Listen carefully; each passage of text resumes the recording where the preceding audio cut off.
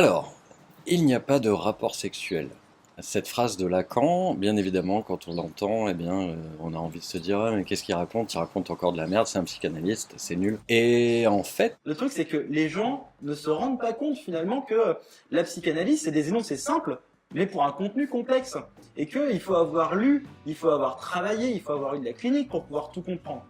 et bah du coup, je me suis frotté à pas mal de questions et tout, et finalement, ça a été plus compliqué que prévu que de faire cette vidéo parce que en fait, c'est pas si simple. D'ailleurs, tu peux d'ores et déjà mettre un pouce pour remercier du travail effectué parce que clairement, c'était pas facile ce coup-ci.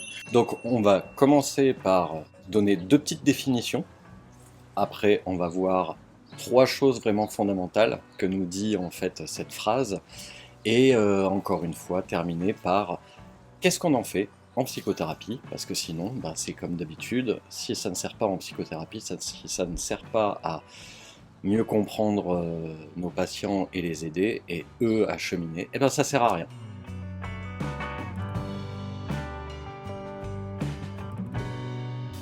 Donc tout d'abord, il faut définir ce que c'est que le rapport. Rapport, là, il faut essayer de l'entendre comme ce que quelqu'un ou quelque chose a de commun avec autre chose ou une autre personne. Il y a quelque chose avec le commun entre deux individus lorsqu'ils ont un rapport sexuel ou pensent l'avoir. La deuxième chose qu'il faut qu'on détermine là tout de suite maintenant pour la suite, c'est le fait de l'objet en psychanalyse. L'objet, j'espère que vous le savez déjà si vous suivez la chaîne, un objet, ça peut être toi, ça peut être moi, ça peut être lui, ça peut être une idée, ça peut être un concept, ça peut être ce bananier, ça peut être beaucoup de choses, mais en tout cas, il ne faut pas le prendre de façon négative. Un objet, c'est tout ce qui est extérieur au moi. Voilà. Les objets internes, ça va être la confiance en soi, l'estime de soi, enfin, je sais pas, des trucs comme ça. Les objets externes, c'est tout ce qui est extérieur au moi. Voilà. Maintenant qu'on a dit ça, on va vraiment pouvoir s'intéresser à ce qu'est le quiproquo.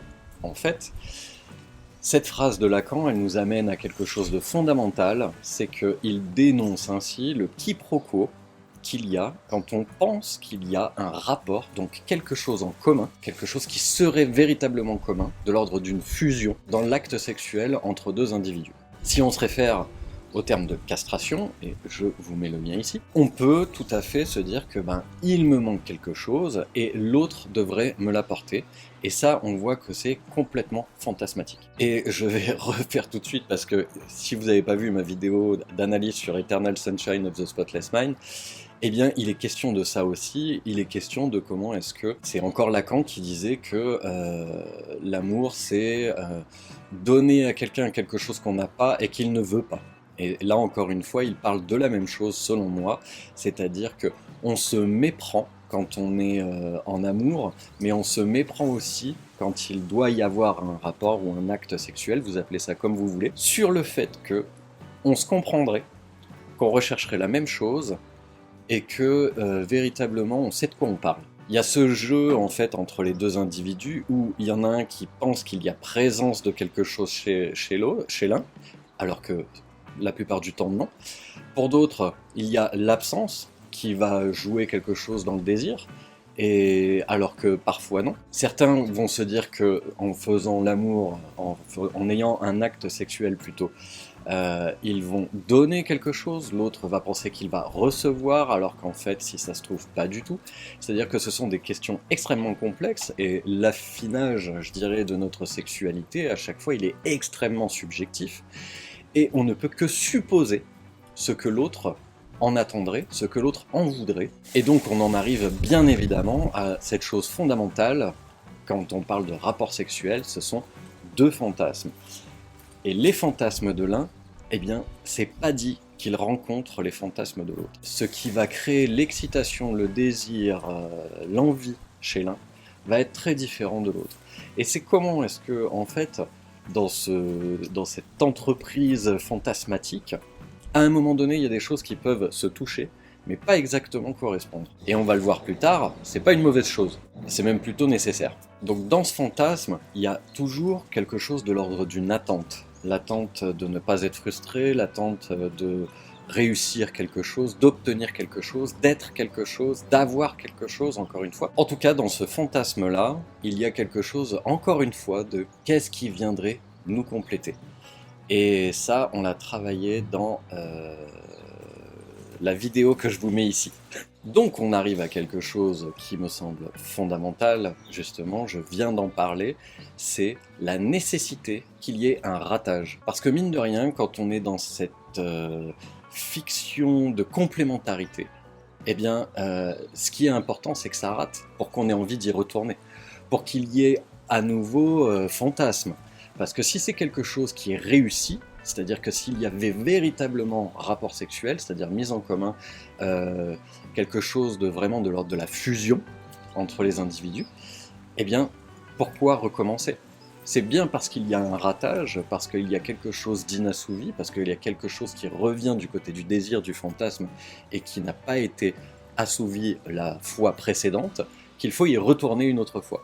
Et puis finalement une autre fois, et puis une autre fois, et ainsi de suite, et ainsi de suite. En tout cas, le point important de ce ratage, c'est qu'on y retourne parce qu'on n'a pas eu véritablement quelque chose qui a fonctionné et donc, eh bien, il est important qu'il n'y ait pas véritablement de rapport sexuel. Il faut qu'il y ait cet écart entre fantasme et réalité. Il faut qu'il y ait ce manque, il faut qu'il y ait cette part de castration qui faille qu'on ait envie d'y retourner. Donc ça parle pas de tous les symptômes comme la frigidité, l'impuissance ou des choses comme ça, hein. C'est très théorique ce que je suis en train de dire. Il y a des raisons qui sont tout à fait biologiques et qui n'ont rien à voir avec ce que je suis en train d'avancer. Ça nous amène aussi à quelque chose de l'ordre du consentement. Puisqu'il n'y a pas de rapport sexuel et qu'on vient de dire que c'était parce qu'en fait il y a une illusion de complémentarité, il y a surtout une illusion de compréhension. Et alors je vous ai mis deux sources en description, que je vous invite vraiment à lire, dont un texte de Gisèle Chaboudez qui est vraiment hyper éclairant, et qui font le lien très important qu'il peut y avoir entre le langage et la sexualité.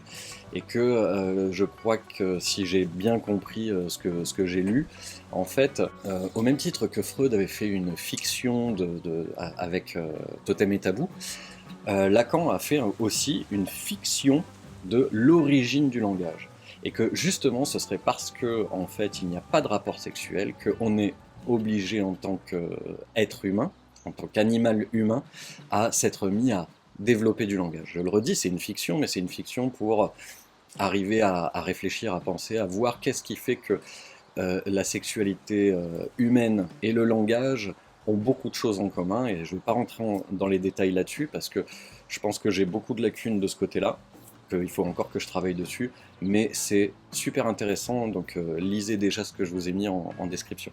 Donc, vu qu'il n'y a pas de rapport, pas de choses véritablement communes, eh bien on est obligé de rentrer dans cette histoire de consentement à l'acte sexuel, et ça se passe en se proposant comme objet du désir de l'autre.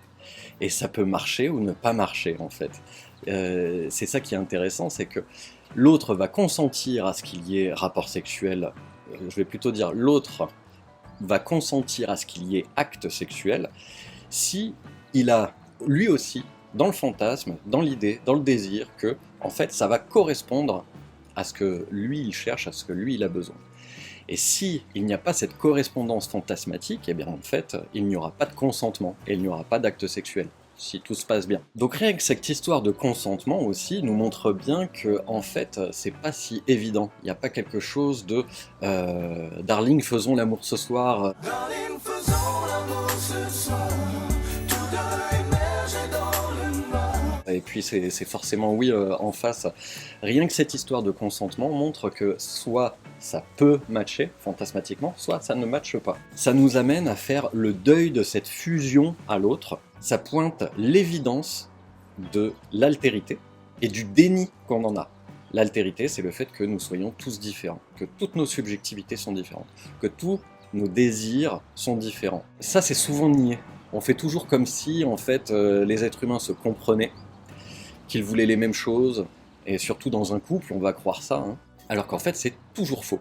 Et je pense que véritablement c'est toutes ces choses-là qu'essaye de pointer Lacan par cette phrase énigmatique qui est « il n'y a pas de rapport sexuel ». Nous ne voulons pas accepter qu'il y ait de l'altérité et de l'incompréhension.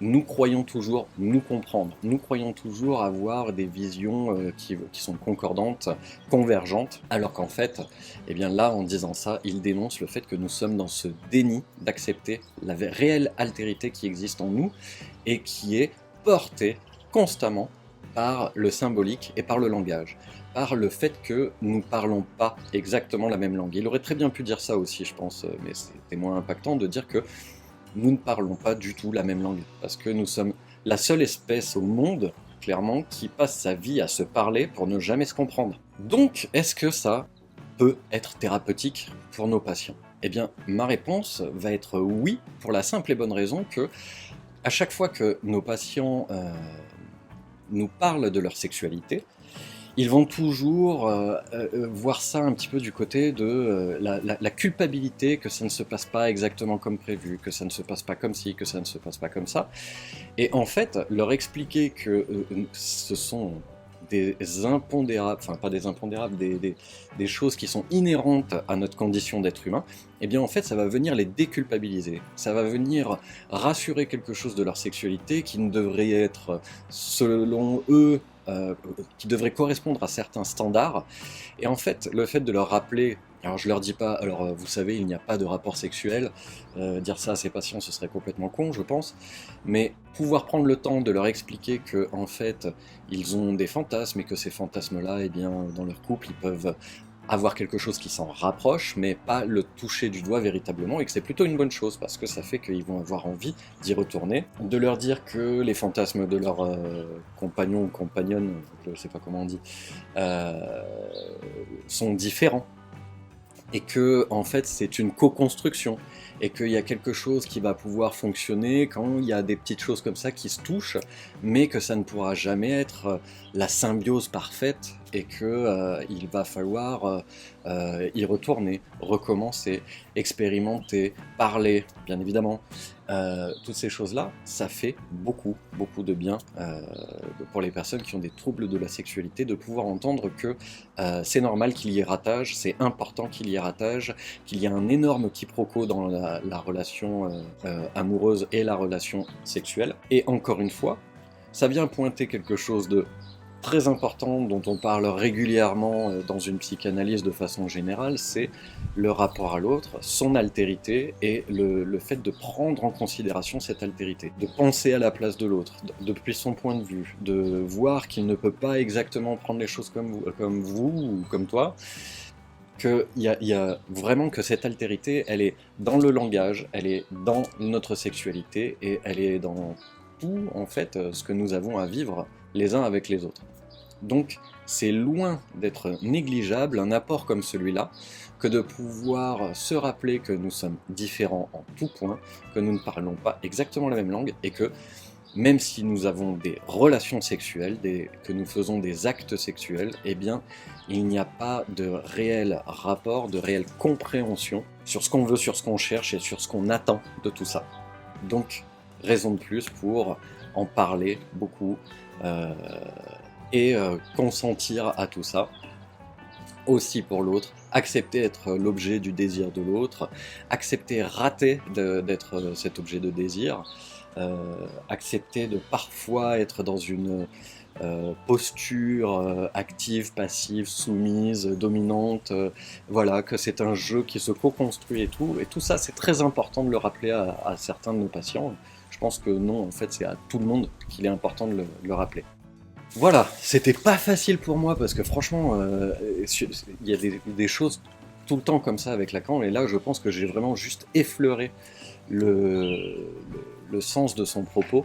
C'est pour ça que je vous ai mis juste deux petites sources importantes, enfin qui me semblent importantes. Si tu as appris des choses, je te laisse mettre un pouce, mettre un commentaire, réagir. Il y a forcément plein de choses que j'ai oubliées. Les collègues, si vous avez des billes à donner en commentaire, ben, n'hésitez pas, parce que je l'ai dit, c'est pas un sujet que je maîtrise. Ça m'a demandé plus de travail que ce que je pensais. Encore une fois, avec Lacan, on pense que c'est simple, et puis finalement, on creuse, on tombe sur des trucs, on comprend, et puis après on comprend plus, et voilà, donc ça m'a demandé beaucoup plus de travail que prévu. Vous pouvez aider la chaîne en vous procurant mon livre, ou alors en me remerciant sur Tipeee, si le cœur vous en dit, comme les tipeurs de l'extrême que je remercie très chaleureusement. Et je te dis à très bientôt, mais d'ici là, n'oublie pas que... Tu découvriras que beaucoup de vérités auxquelles nous tenons dépendent avant tout de notre propre point de vue. Darling, faisons l'amour ce soir, tous deux émerger dans le noir. Bon, je suis en train de faire le montage et clairement, émerger dans le noir, ça veut rien dire.